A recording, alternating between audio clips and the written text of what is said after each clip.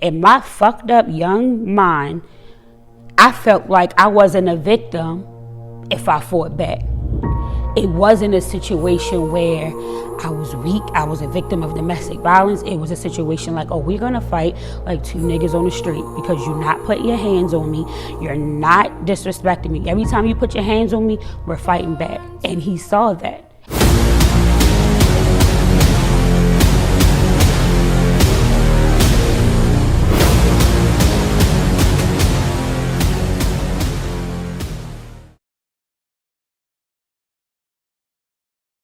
We met in 2011.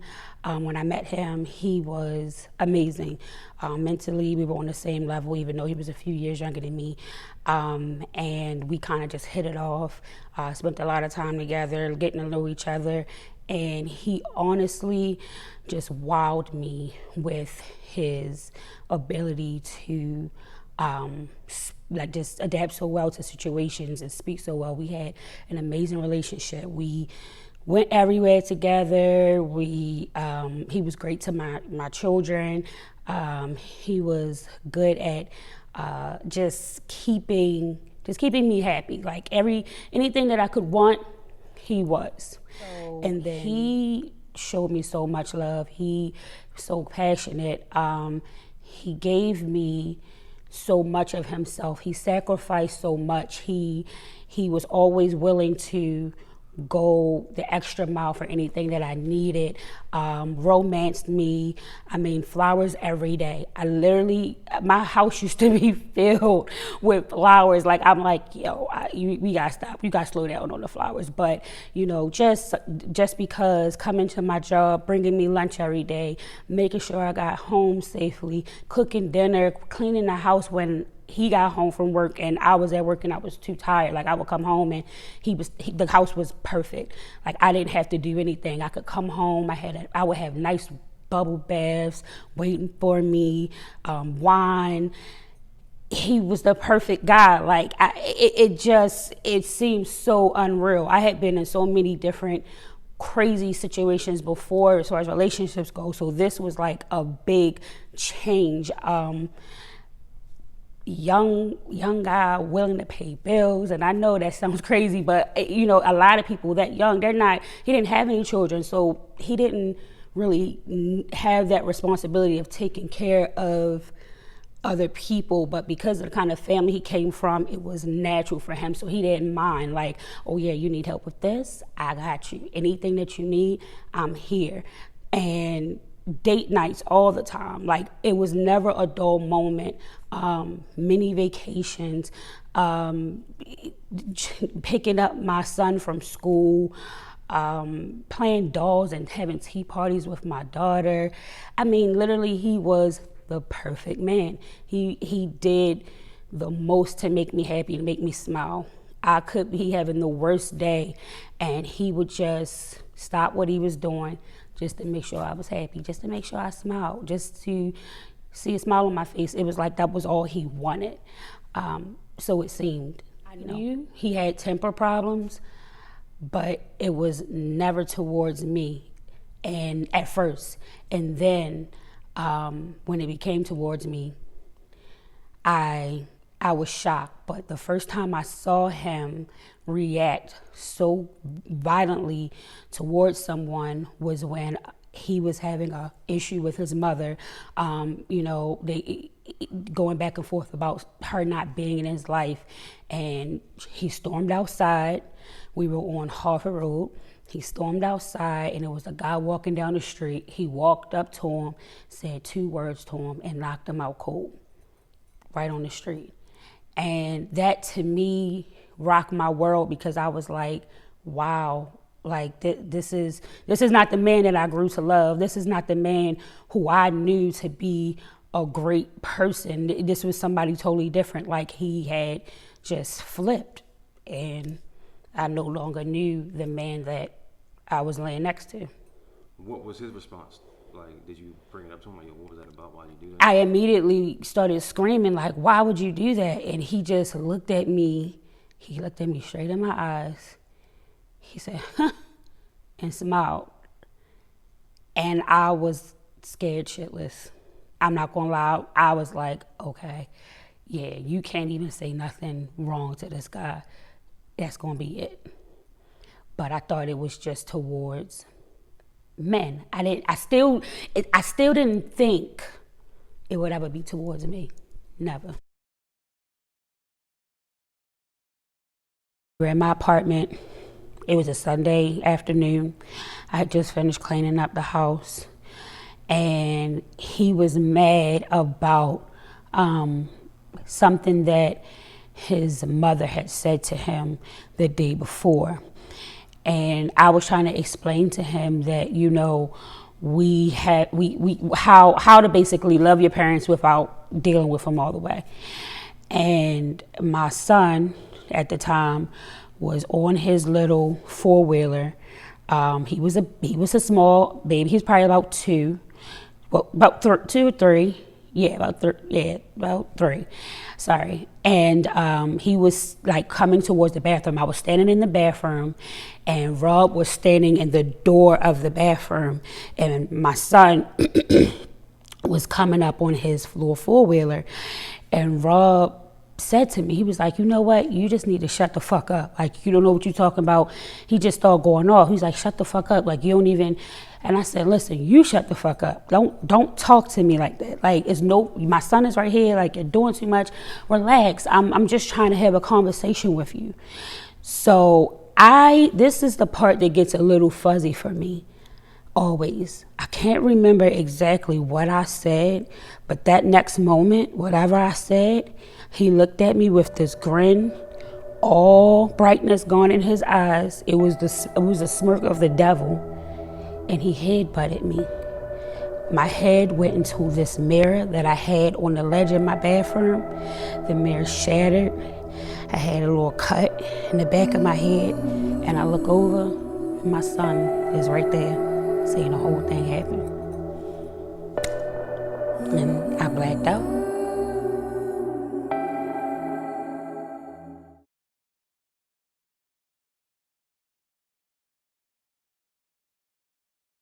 When I woke up, I was feeling hurt, confused. Of course, my head was hurting. I didn't see my son, so I was scared. So I scrambled and I got up, and I went in my son's room. He was there. So I was okay. At the time, my daughter was at her dad's house for the weekend, so she wasn't there to witness any of this. But Rob wasn't there either. My son was perfectly fine, playing with his toys, and he was like, Mommy, you're awake. And I just bust out crying. And at the time, he didn't have a phone. So I called his mother, and I let his mother know what happened. And her response was, girl, that's just Rob. I talked to him. Yes, that was her response. How'd that make you feel? I was crushed, because as a mom of boys, I want my sons to always be held accountable for all of their actions. You do not hit women. You keep your hands to yourself. And it felt like she was kind of trying to brush it under the rug as just, that's his normal behavior. Like, it's fine. And that's not okay.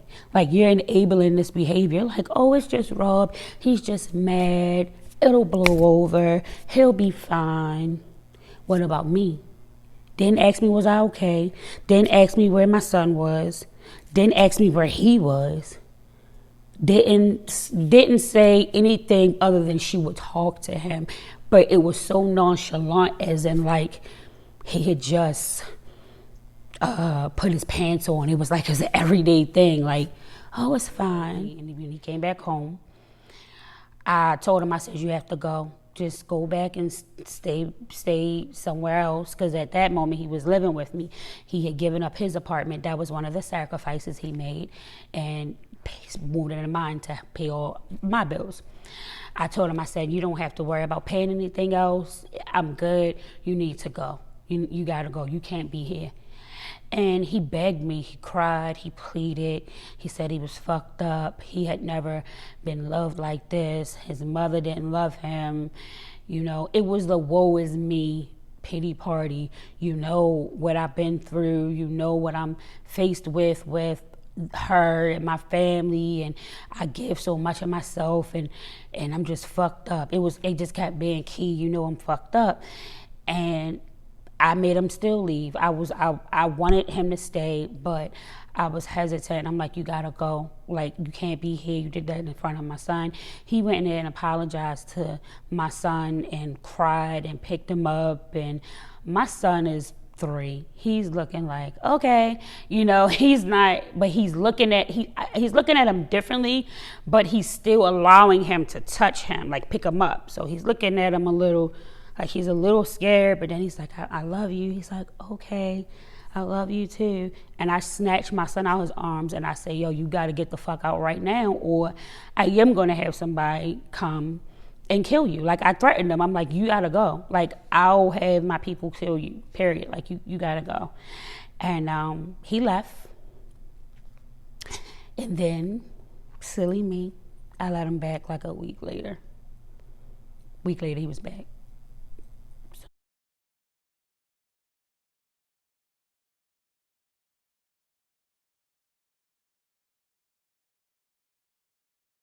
Each time after the first time when he put his hands on me, I fought back.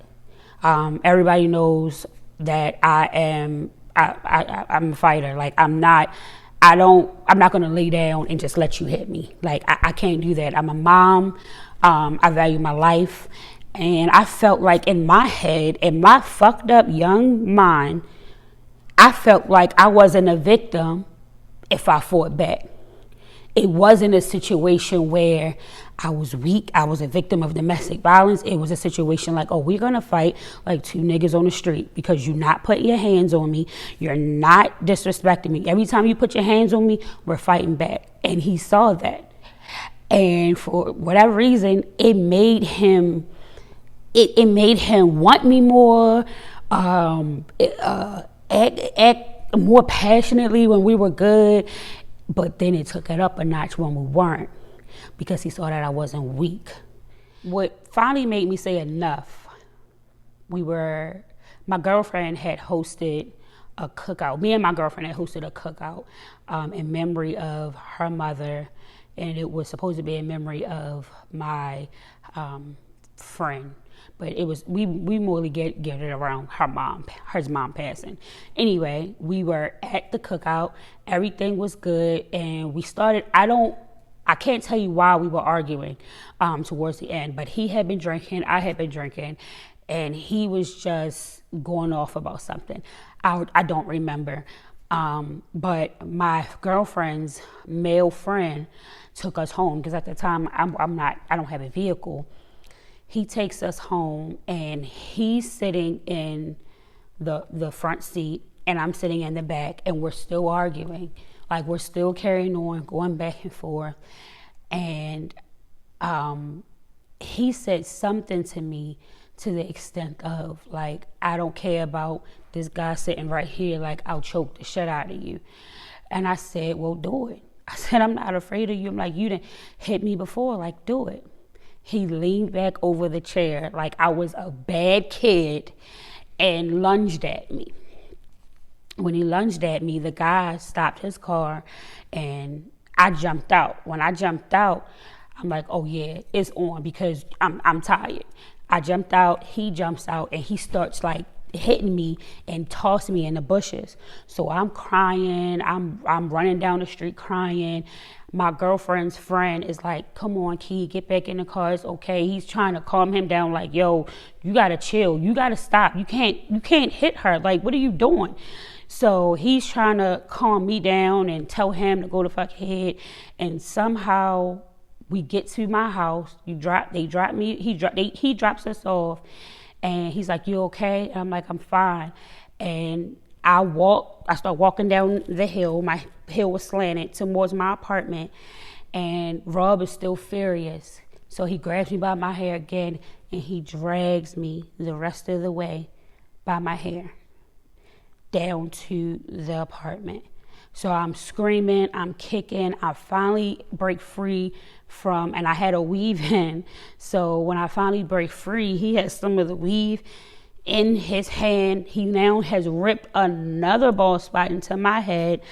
I break free, I like kick him real hard, and I hit him, and I run in my house, and in my building, the building door locks as soon as you close it. So I ran into my apartment. I knew you couldn't get in. He literally stood outside kicking the door until the door broke. The police was called again. But before the police could get there, I went outside with a bat.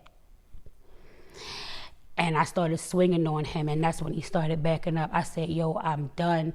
I said, if you ever come to me again, I will make sure that I get you hurt or killed. Or like, at that point, I'm like, I can't do this no more. Like, I looked at myself in the mirror, and I'm bleeding from the mouth, hair all over the place. Fingernails broken, scraped up on my back because it's May, and I got on a cute little romper, so my entire back is scraped up, and I was embarrassed. As a woman, I played the blame game on myself. I never placed blame on him because I was like, what is it about me that is making him want to hurt me? And why do I keep allowing it? I do have a daughter. She's seeing this shit now. She didn't see it the first time, but now she is. I have a son who has witnessed it 2 times. And I have a family who loves me. Like, I didn't grow up to accept that, to accept abuse. Like, I grew up was taught to love myself. So I felt like at that time, like, maybe I don't love myself like I think I do. Like, maybe it's something about me that, you know, I'm looking for in him that I wasn't getting from absent father, or, you know, problems with my mom growing up. Like, it was just so many emotions that went through me. Like, why am I allowing this? And the only thing that I could come up with was, you know, I don't know. Like, I couldn't, at that time, at that moment in time, I couldn't figure it out. I just thought that, like, I was fucked up as a person. I didn't deserve better than I was receiving. And, you know, this was as good as it was going to get.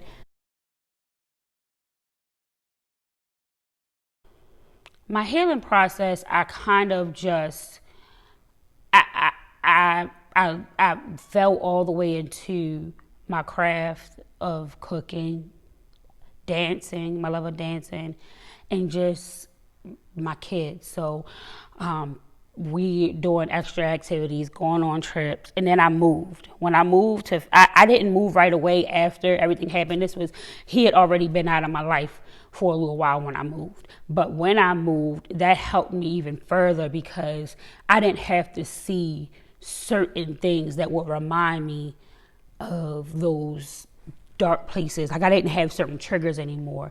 I prayed. I really had to give it to God. I really had to, because I literally would have some nights where I wouldn't sleep. Put it in the back of my head. As long as I didn't have to think about it, it never happened.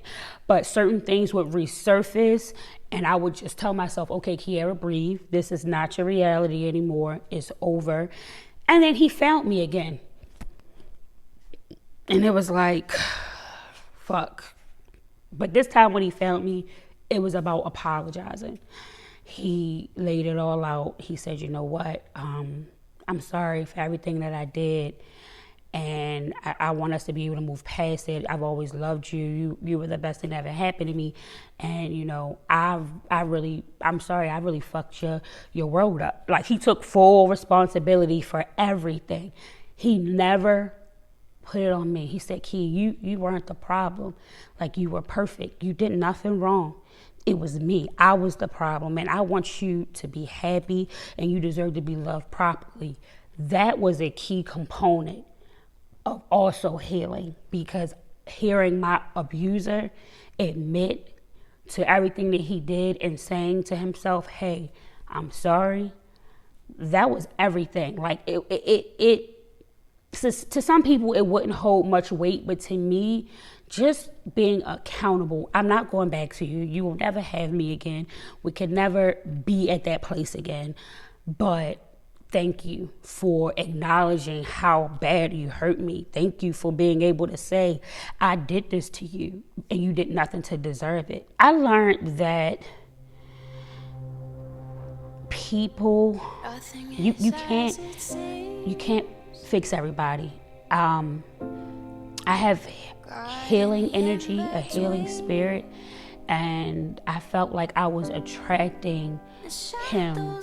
He was like, my energy was attracting him to me because of that. He needed somebody to fix him.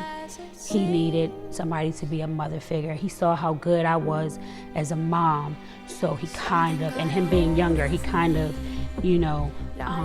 needed me to kind of be not only that girlfriend, but he needed that motherly love. And I couldn't fix him. Like, that's what I learned. I can't fix everyone. I have to love myself enough to know when to walk away from situations that no longer serve me, whether they're relationships, friendships, jobs. I learned how to be strong. I learned how to just walk in my truth and not be ashamed to say I went through this, not be ashamed to say, this didn't break me. I came out on the other side of the fire unscathed because, even though I went through it, I made it. Like, I didn't die. I didn't lose my life. I was smart enough to, even though it happened more than once, I was smart enough to say, you know what, enough is enough. Seems blind. And it'll take over your mind. What you think is love is truly not. You need to elevate and find. Love is blind. And it'll take over your mind. What you think is love is truly not. You need to elevate and find.